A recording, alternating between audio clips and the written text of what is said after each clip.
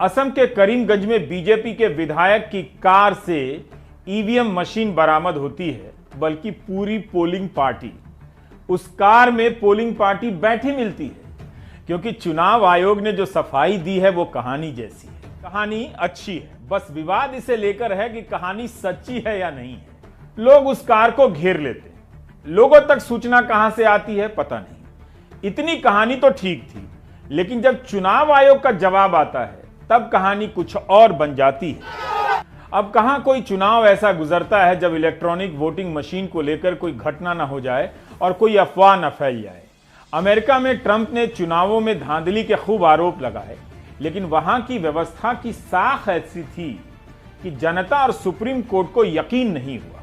लेकिन सोचिए, अगर अमेरिका में पोस्टल बैलेट बाइडेन के समर्थक की गाड़ी से या ट्रंप के समर्थक की गाड़ी से बरामद हो जाते, तब क्या होता। करीमगंज में 1 अप्रैल की रात लोगों ने इस कार को घेर लिया। आप देख सकते हैं कि उसमें इलेक्ट्रॉनिक वोटिंग मशीन ईवीएम है और यह कार बीजेपी के विधायक और करीमगंज जिले की एक विधानसभा से बीजेपी के ही उम्मीदवार की है। वीडियो 1 अप्रैल की रात 11 बजे तक वायरल होने लगता है। पत्रकार भी ट्विटर अकाउंट पर शेयर करने लगते हैं। भीड़ बढ़ने लगी और इस जगह हालात बेकाबू होने लगे। भीड़ को हटाने के लिए पुलिस को लाठीचार्ज करना पड़ा और गोली चलानी पड़ी। लोगों को पता करते देर न लगी कि यह गाड़ी बीजेपी के उम्मीदवार की है। जैसा कि आप इस वीडियो में देख रहे हैं कि रात का वक्त है। आयोग ने कहा है कि जिस कार में ईवीएम मशीन है उस पर भीड़ ने पत्थरबाजी की है। इस दौरान एसपी करीमगंज को चोट आई, लेकिन पोलिंग पार्टी को चोट आई या नहीं, चुनाव आयोग के जवाब में जिक्र नहीं है। करीमगंज के इस इलाके में अच्छा खासा तनाव तो हो ही गया था। पुलिस और डिस्ट्रिक्ट एडमिनिस्ट्रेशन उन्होंने बहुत साथ ही साथ जैसे ही मॉब वायलेंस वहाँ पे शुरू हुआ, उन्होंने रिस्पांस किया, एडिशनल फोर्स भेजा गया और पहले लाठी चार्ज किया गया था। इसके बाद लाठी चार्ज होने के बाद भी जब क्राउड वहाँ पे अनरूली हो गया, आउट ऑफ कंट्रोल होता दिख रहा था, तब ब्लैंक फायरिंग भी करनी पड़ी पुलिस को। कांग्रेस और विपक्ष के नेता ट्वीट करने लगते हैं, उसके बाद आयोग का जवाब आता है। इतनी देरी क्यों हुई? कायदे से चुनाव आयोग को तभी जवाब देना चाहिए था कि क्या क्या हुआ, लेकिन जवाब आता है 2 अप्रैल की दोपहर 12:10 पर।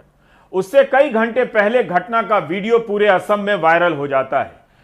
पत्रकार अतनु भुइयां 1 अप्रैल की रात 11:40 पर ही इस घटना का वीडियो ट्वीट करते हैं, जिसे कई लोग रीट्वीट करते हैं और सुबह होते होते 10 लाख बार इसे देखा जा चुका होता है। बदरुद्दीन अजमल 7:18 पर रीट्वीट करते हैं और लिखते हैं कि ध्रुवीकरण फेल, वोट का खरीदना फेल, उम्मीदवारों का खरीदना फेल, जुमलाबाजी fail, double CM fail, CAA पर दोहरापन फेल, पराजित बीजेपी की अब आखिरी कोशिश, ईवीएम मशीन ही चोरी कर लो, लोकतंत्र की हत्या है।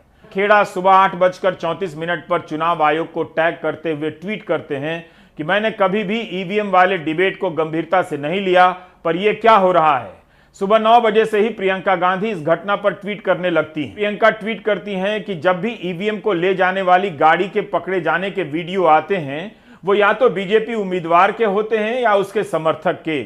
वीडियो को अपवाद मानकर खारिज कर दिया जाता है। बीजेपी मीडिया मशीनरी का इस्तेमाल कर वायरल बनाने वाले पर ही आरोप लगाने लगती है। जब 12:10 पर आयोग का जवाब आया तो एएनआई की खबर के ट्वीट को रीट्वीट करते हुए प्रियंका गांधी ने लिखा कि स्क्रिप्ट है, चुनाव आयोग की गाड़ी खराब हुई, तभी वहां एक गाड़ी प्रकट हुई। गाड़ी भाजपा के प्रत्याशी की निकली। मासूम चुनाव आयोग उसमें बैठकर सवारी करता रहा। प्रिय ईसी, माजरा क्या है?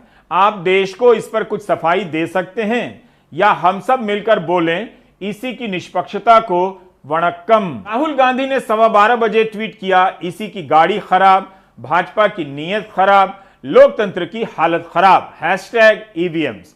गौरव गोगोई ने 12:18 पर ट्वीट किया कि भाजपा के पास असम जीतने का एक ही तरीका है, जो ईवीएम लूटना है। जैसे सब कुछ ईसी की नाक के नीचे। लोकतंत्र के लिए यह एक अफसोस का दिन है। तेजस्वी यादव ने भी ईसी के जवाब के बाद ट्वीट किया कि ईसीआई को खत्म करके बीजेपी को पूरी तरह से उसके कामकाज पर काबू कर लेना चाहिए। बिहार चुनाव में ईसीआई ने ही अफसरशाही के साथ मिलकर भाजपा और जेडीयू के कहने पर चुनाव और नतीजों में रिगिंग की थी। डिस्ट्रिक्ट में इतनी सारी गाड़ियों को रिक्विजिशन किया गया एडमिनिस्ट्रेशन की तरफ से कि एक भी गाड़ी किसी और मीटिंग के लिए कांग्रेस पार्टी को नहीं मिल रही थी, ऐसा हाल हो गया था। 2,000 गाड़ियां एडमिनिस्ट्रेशन के अंडर में था।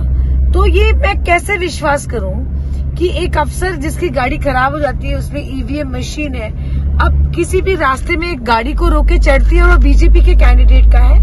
ये बिल्कुल ही मैं इस स्टोरी को बिल्कुल विश्वास नहीं करती हूँ, क्योंकि मुझे जितना पता है कि बैकअप के लिए गाड़ियां होती हैं। गाड़ी खराब होने से या मशीन खराब होने से क्या प्रोटोकॉल होता है वो लिखित में इलेक्शन कमीशन ऑफ इंडिया के पास है। अब आते हैं चुनाव आयोग के फैक्ट रिपोर्ट पर, जो 12:10 पर मीडिया को जारी होती है। 1 अप्रैल को विधानसभा क्षेत्र नंबर 1 के इंदिरा एमवी स्कूल की पोलिंग पार्टी का एक दुर्भाग्यपूर्ण घटना से सामना हो गया। इस पोलिंग पार्टी में पीठासीन अधिकारी और 3 मतदान कर्मचारी थे। यह पोलिंग पार्टी शाम 6 बजे मतदान संपन्न होने के बाद पुलिस की सुरक्षा में लौट रही थी। गाड़ी को पुलिस सेक्टर अफसर एबीएसआई लोहित गोहेन एस्कॉर्ट कर रहे थे। मौसम बहुत खराब था, शाम के वक्त काफी तेज बारिश हो रही थी और इस कारण सड़कों पर कीचड़ हो गया था। चुनाव का दिन था। उस सिंगल हाईवे पर 1300 गाड़ियां चल रही थीं, क्योंकि सारी पोलिंग पार्टियां करीमगंज लौट रही थीं। कारण हाईवे पर काफी जाम लग गया। रात के 9 बजे जब पोलिंग पार्टी नीलम बाजार की तरफ पहुंच रही थी, तब उनकी गाड़ी खराब हो गई। ट्रैफिक जाम और मौसम खराब होने के कारण पोलिंग पार्टी पुलिस के एस्कॉर्ट से अलग हो गई। सेक्टर अफसर अजय सूत्रधार को मोबाइल पर फोन किया और सूचना दी। जब तक सेक्टर अफसर दूसरी गाड़ी का इंतजाम करते, पोलिंग पार्टी ने खुद से गाड़ी का इंतजाम कर लिया ताकि मटेरियल रिसिप्ट सेंटर तक जल्दी पहुंचे, क्योंकि उनके पास ईवीएम थी। पोलिंग पार्टी ने पास से गुजर रही एक गाड़ी को हाथ दिया और उसमें सवार हो गई। उनके साथ ईवीएम मशीन और अन्य सामान थे। पोलिंग पार्टी ने मालूम नहीं किया कि इस गाड़ी का मालिक कौन है, जिसका नंबर AS10B0022 है। पोलिंग पार्टी करीमगंज की तरफ निकल गई और 10 बजे तक कानीशाइल पहुंच गई। जाम के कारण उनकी गाड़ी धीरे चलने लगी। 50 लोगों की भीड़ ने घेर लिया, पत्थर चलाने लगे, गाली देने लगे और गाड़ी को रोक लिया। भीड़ के नेता से पूछने पर पता चला कि यह गाड़ी कृष्णेंदु पॉल की है। विधानसभा नंबर 2 पाथरकांडी से बीजेपी के उम्मीदवार हैं। भीड़ ने उन पर आरोप लगाया कि यह मशीन छेड़छाड़ के लिए ले जाई जा रही है। तब सेक्टर अफसर को अलर्ट किया। तब तक भीड़ और जमा हो गई। भीड़ ने उन्हें मशीन के साथ बंधक बना लिया। 10:20 तक सूचना मिलते ही जिला निर्वाचन अधिकारी और एसपी करीमगंज मौके पर पहुंच गए। इस बीच पता लगा लिया गया कि गाड़ी बीजेपी विधायक की पत्नी की है। पुलिस ने देखा कि भीड़ पोलिंग पार्टी को खींच रही है और मारने की तैयारी कर रही है। गाड़ी के शीशे तोड़ चुकी है। एसपी करीमगंज को भी चोट आई है। भीड़ को हटाने के लिए गोली चलानी पड़ी और इस झगड़े में जो प्रथम पोलिंग अधिकारी थे लापता हो गए, लेकिन मशीन और बाकी लोगों को सुरक्षित निकाल लिया गया, जो 10:20 पर जिला निर्वाचन अधिकारी ने अपने कब्जे में ले लिया है कि मशीन की सील ठीक है, कोई नुकसान नहीं, सारा कुछ स्ट्रांग रूम में जमा करा दिया गया है। प्रथम मतदान कर्मचारी सुबह तक गायब रहे। वो पास की झाड़ियों में छिपे रहे। रात भर सर्च ऑपरेशन चला। इस कारण रिपोर्ट आने में कुछ घंटों की देरी हुई। मामले में पीठासीन अधिकारी को ट्रांसपोर्ट प्रोटोकॉल के उल्लंघन के आरोप में कारण बताओ नोटिस जारी किया गया है।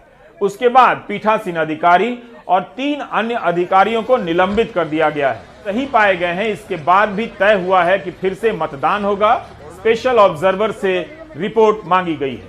रात भर मतदान अधिकारी झाड़ी में छिपा रहा। तब भी छिपा रहा जब भीड़ जा चुकी थी। वहां पर भारी मात्रा में पुलिस पहुंची थी। क्या उसके पास फोन नहीं था? क्या उसके साथियों ने नहीं देखा कि वह कहां गया है? पोलिंग पार्टी के साथ पुलिस और होमगार्ड का भी जवान था। पुलिस रात भर तलाश करती रहती है, भागकर दूर नहीं जाता है। प्रथम मतदान अधिकारी है, बल्कि पास की झाड़ी में रात भर छिपा रहता है। यह वीडियो उस सड़क के एक हिस्से का है जिसकी बात हो रही है। अब ऐसे ही जवाब पर सवाल उभर आते हैं। जो भी सवाल उभर कर आए हैं उसे क्रमवार पेश किया जा रहा है। नीलम बाजार दूर है, जहां सड़क पर कीचड़ होने की बात कही गई है। यह हिस्सा करीमगंज की तरफ का है, जिसके पहले कानीशाली में भीड़ कार को घेर लेती है। यह वीडियो आज दोपहर का है, पूरी सड़क का नहीं है, सिर्फ एक अंदाजा भर देता है। बहरहाल जब तक यह वीडियो चलता है हमारे भी कुछ सवाल हैं। आयोग का कहना है कि सिंगल हाईवे पर करीब 1300 गाड़ियां थीं और काफी जाम था। आयोग ने लिखा है कि पोलिंग पार्टी की गाड़ी को एबीएसआई लोहित गुहैन सशस्त्र एस्कॉर्ट कर रहे थे। क्या इस अधिकारी ने किसी को फोन किया कि पोलिंग पार्टी जाम में फंसी है, कार खराब हो गई है? आयोग की फैक्ट रिपोर्ट में कहा गया है कि काफी जाम था, तो आगे चल रही पुलिस की सुरक्षा कार पोलिंग पार्टी से कैसे अलग हो गई, या इसका कोई ब्यौरा नहीं है। जिस गाड़ी की सुरक्षा की जवाबदेही पुलिस की गाड़ी की हो, तो क्या उसे पता ही नहीं चला कि पोलिंग पार्टी की गाड़ी आगे खराब हो चुकी है या निकल चुकी है? संयोग देखिए कि पोलिंग पार्टी के पास से जो कार गुजर रही थी वो बीजेपी विधायक की पत्नी की थी। ये मतदान का दिन है, राज्य में सुरक्षा के कड़े इंतजाम हैं, फिर भी शाम के वक्त अंधेरे में लौटती पोलिंग पार्टी की गाड़ी की सुरक्षा के लिए यही इंतजाम है कि वो जाम में फंसी रहे। क्या उस कार के गुजरने के लिए कोई जाम नहीं था? आयोग ने कहा है कि पोलिंग पार्टी ने सेक्टर अफसर को सूचना दी, सेक्टर अफसर गाड़ी का इंतजाम करने लगे। ध्यान से सुनिए, आयोग के फैक्ट रिपोर्ट में यह नहीं लिखा है कि सेक्टर अफसर ने उन्हें रुकने के लिए कहा या नहीं। कि गाड़ी खराब होने पर सेक्टर अफसर ने पुलिस या प्रशासन को फोन किया या नहीं। आयोग की फैक्ट रिपोर्ट में यह नहीं लिखा है कि जब पोलिंग पार्टी बीजेपी विधायक की गाड़ी में बैठी तो सेक्टर अफसर को उस गाड़ी का नंबर दिया गया या नहीं।